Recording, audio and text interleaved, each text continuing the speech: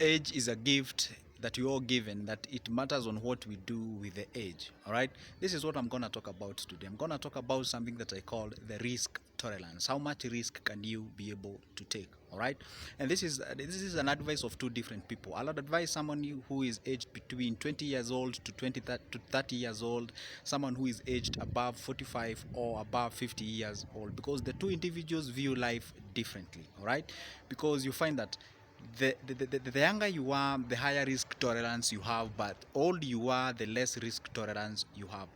This is what you're supposed to understand, is that someone who is aged between 50 or above 50 years old, you find they tend to invest in businesses that are mostly real estate. Why? You find that old people tend to be the landlords or landladies. This is the reason. You find that those people, they don't have time to risk. They don't have time to play cards. They don't have time to try things out. They have a lot of experience as far as the life is concerned. So that amount of money that they have, they would love to invest it in an area where they know, even if doesn't ever get any other income, where I invest in my real estate, I build some few rental houses, I'll be able to get rental money at the end of the month, and I'll be able to sustain myself, because probably I'm done with bringing up my kids and such kind of a thing. But the same case, if you go to a person aged between 20 years old to 30 years old to 30 to 40 years old or 35, all right, you find that individual, even if you've saved your 100K somewhere, you can risk your money, you invest it somewhere. All right, you make more money. All right, and once you make more money, you reach to a point whereby you have a lot of money, then you can shift now to less risky investments. This is what you're supposed to know with investment. You find that the higher riskier it is, then the higher returns it has.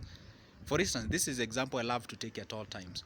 You find that maybe, let's say you are aged between 20 to 30 years old or 20 to 35 years old, and you are given 4 million, and someone else is aged between 45 years old to and above, all right, and you give them the same 4 million. You find that individual who is aged above 50 years old, they tend to love investing in real estate.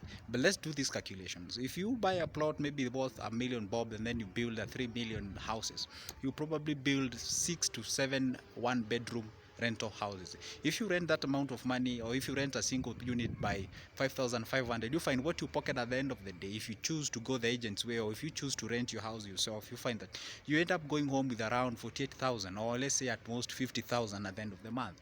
But look at the amount of money you've invested. You've invested over 4 million to get 50,000 at the end of the month. But this individual with, let's say, even half a million, or the individual you gave the 4 million, the individual decided to establish what we call the pharmaceutical vendor, or a chemist, or a pharmacy. All right, that person decides to sell medicine and such kind of a thing.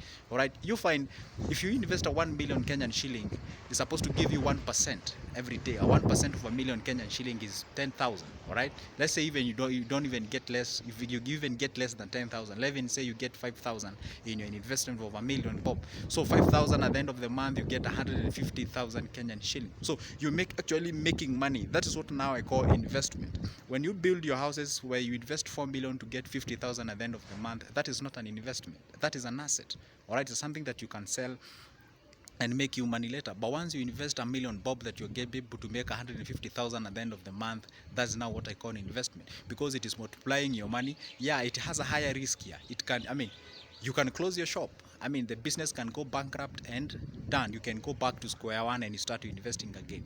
You see, but the reason as to why you're doing so is because you're young. You can be able to try again and try again and try again. By the time you're hitting your 40, 45, you're now sure, I can't try this. You've pressed a lot of buttons in your life. You can be able to tell, this one is not nice, this one is nice, I can invest in this and I can invest in the other. So first of all, what I'll advise somebody is this: if you get your money and you're in a younger age, especially between 30 to 35 years old, focus on investment. Don't focus on assets, focus on investments. All right, if you focus on investment, you make more money, you multiply your money. It is risky, I understand, but that is the way.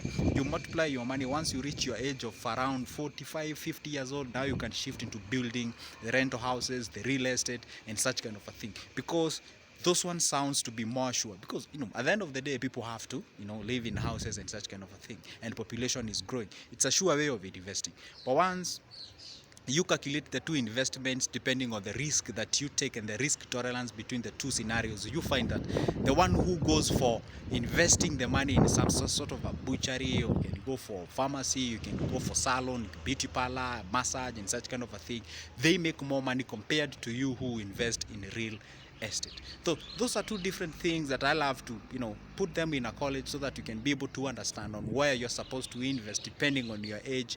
And that one really helps you, or helps us, in knowing and understanding our money concept and be able to move forward as far as the money is concerned. So in a nutshell, this is what I would say. The less risky it is, then the less money it has. The more risky it is, then the more money you get. All right, so that's the very simple scenario I will try to explain and advise someone aged between 20 to 35 and 50 and above. My name is Joseph. I talk about personal finance, I talk about development, personal development, and such kind of a thing. So subscribe to my channel, be a member of my family, and we grow together. Give this video a thumbs up, and that really helps me. And see you in the next one.